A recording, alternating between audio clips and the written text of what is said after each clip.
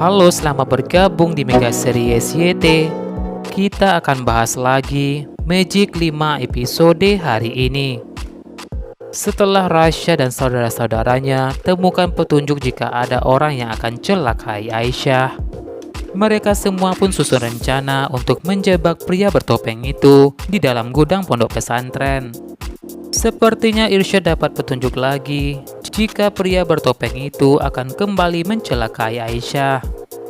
Sementara itu, anak buah Bu Miranda yang menyamar jadi pekerja di pondok pesantren diam-diam selalu mengintai Aisyah dimanapun Aisyah berada.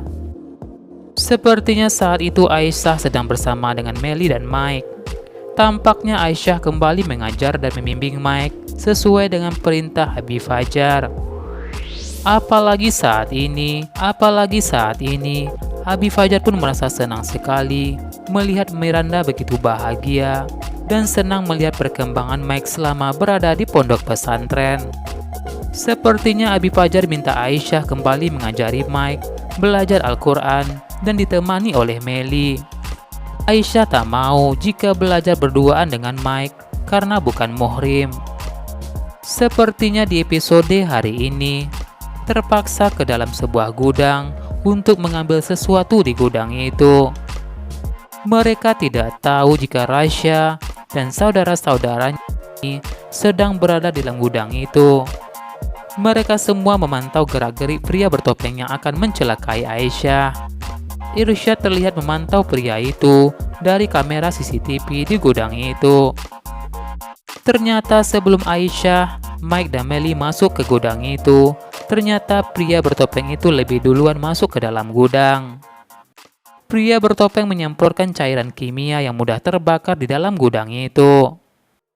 Tujuannya yaitu untuk mencelakai Aisyah, agar Aisyah meninggal tewas terbakar di dalam gudang itu. Rasya dan saudara-saudaranya kaget melihat pria bertopeng itu ada di kamera CCTV. Saat mereka ingin mengejar pria bertopeng itu, namun sayangnya pria bertopeng itu lantas kabur duluan. Tiba-tiba Aisyah, Melly, dan Mike pun masuk ke dalam gudang.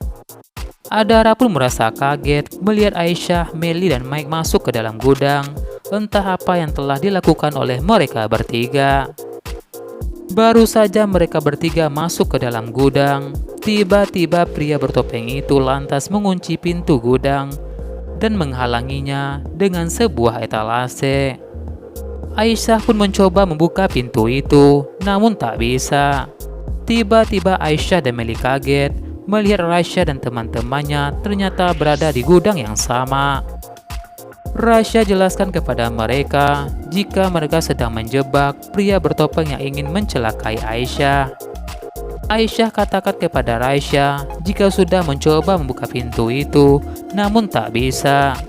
Rasya pun juga tak bisa membuka pintu gudang itu. Tiba-tiba Rasya pun mencium bau kimia yang sama dengan kebakaran sebelumnya. Tak lama kemudian, terjadilah kebakaran di gudang itu tepat di hadapan mereka. Semua pun terlihat panik dan kaget melihat api itu. Rasya pun minta mereka semua tenang. Irsyad coba gunakan gelangnya untuk meminta bantuan siapapun yang mendengar mereka. Semoga saja mereka semua selamat dari kebakaran itu. Semoga saja Abi Fajar dan ustadz-ustadz lainnya bisa menyelamatkan mereka.